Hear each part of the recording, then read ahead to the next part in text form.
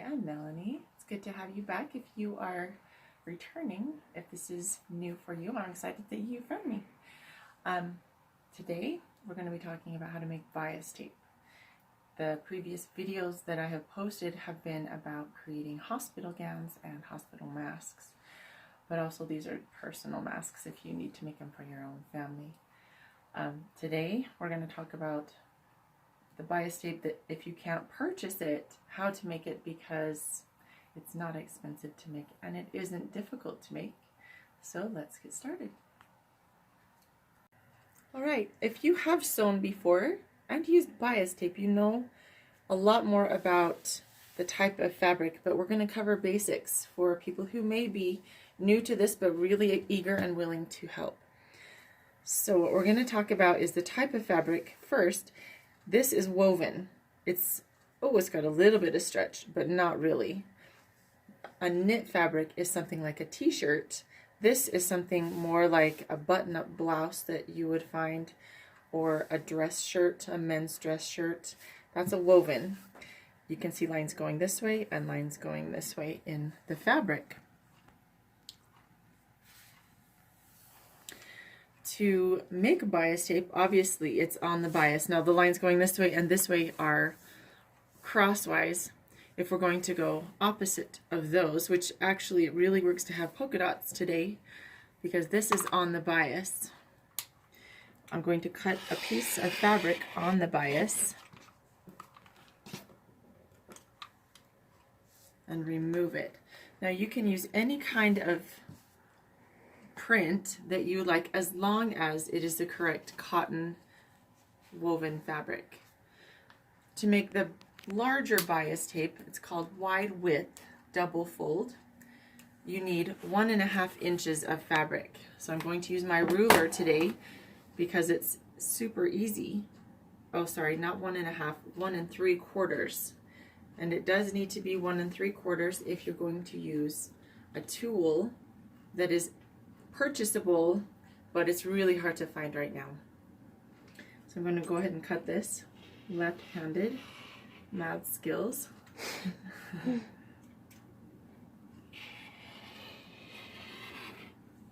Ooh, not super mad skills.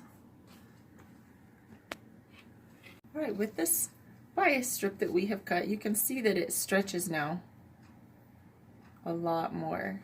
This way it doesn't stretch, this way it stretches just a tiny bit, but this way it stretches quite a bit. That's the purpose of having it on a bias, so that you can go around rounded edges and it conforms.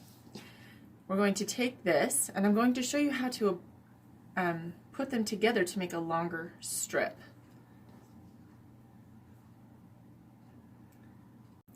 Alright, we're going to put this perpendicular to each other and pin it. And there's no magic trick to this. You just have to pin and then pull it straight and see if it works. Now see how if I pin it right here, it's not going to lay straight. So I'm going to pin it a little bit different angle. And then if I pull it straight, it is a lot closer to straight, but not quite. I'm going to go somewhere in the middle of those two. And then if I pull it straight, it will be a straight line, which you can kind of tell if I pull it straight onto my mat. That will be a straight line. I'm showing you this because sometimes, like this, it's a small piece. And when you get ironing, you want a long piece because it's a lot easier and more effective and efficient to work with long pieces than short pieces and have to recut and re-iron a whole bunch of times. This is the best way, and I would say professional way, to sew the seam. It is not against the law though if you just sew it straight across. It just has a different bump and it's not super fun to work with if you just sewed it straight across so that they were like this. It would still be effective, but this way the fold and the seam offset each other when you fold it, and then it's not a great big bump when you're working with it. So again, I'm going to show you. It's at a perpendicular and you pin it at an angle, and you sew it right here at that fold line that you just made.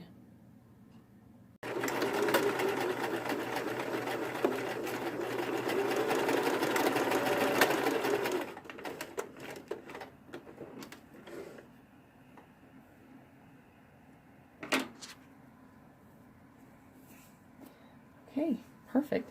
Now we're going to go and iron this so it's flat and trim off any excess on the edges. So iron the seam flat. You can see my fancy left-handed cutting job is not 100%, and I can trim that down, or if I'm honest, I'm not going to worry about it at this point because we're going to iron. This is an amazing tool if you're going to be making your own bias tape. You can order it. This one is a large one. This is made for large, wide width bias tape. I have another one that's for small width bias tape, but this will do an amazing job. And to put it in, we're going to start ironing toward the middle. So we're just going to take a little bit toward the middle. You iron with cotton. This is cotton. It does need to be quite hot for it to stay in a good fold, a solid fold. So I have both sides folded in, and then I'm going to insert it onto the back with the bumpy side up and just slide it in. Right, as you can see on the front, it kind of spews out the fabric that is folded already. I'm going to use this hook and just gently pull it back. Actually, I'm going to put my finger in it and hold these closed and just follow it with my iron. All right, if you'll notice right here, that's where it was not 100% perfect, but when you iron it, it's on the inside and it's not noticeable unless it really seriously cuts into our ironing layer. Now you can totally 100% do this on your own without the special tool. It's just a little quicker with the tool. Now that we've got all of this ironed in part way, you notice that they don't meet in the middle, and that is on purpose. They're folded in maybe a third on each side, and then there's a third in the middle. It's not rocket science like I've said before in my other videos, but it does make it much easier to handle. Now we're going to start at this beginning line again and fold it in half. Now we have our third and our third, and we're just meeting them up. If your iron will steam, it honestly helps a lot with the crisp fold lines that you want in bias tape. And I'm moving slowly because it does help also to solidify those lines. Now I want to show you this part right here. With the seam on an angle, it's not a big bulky seam right there. I have done some just in a hurry with the seam straight across, and it is a bump right there, and it's not a huge problem, but it does make it much smoother to work with and actually to sew over later. So if you can master that little trick, you will be glad later. This is the one I just used for the extra wide. This is the other one that I have.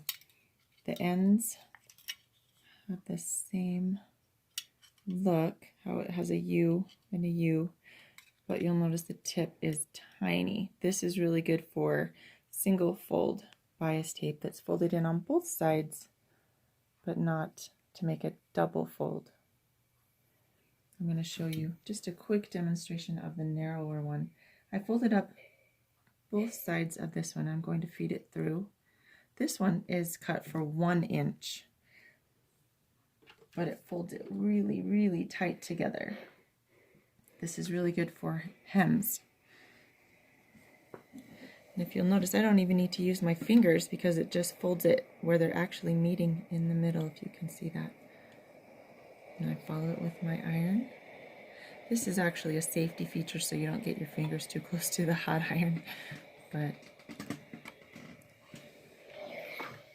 and this is your very narrow.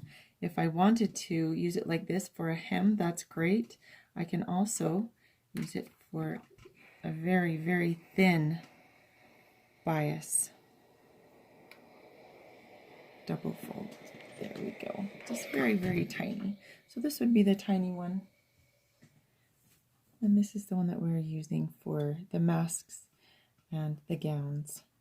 You can see how this makes a steadier, sturdier covering for any seams, where this, you would use it for other projects, just not this one.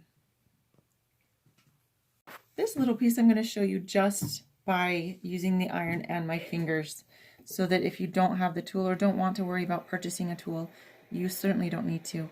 If you notice, I'm ironing just a third in on this side. I'm also going to iron a third in on this side. Same exact concept, but you use your hand, which can get a little bit warm, instead of the tool.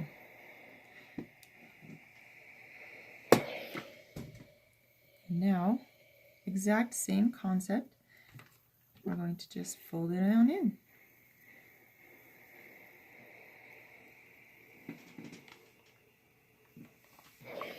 Now, if you'll notice, both of these are the same.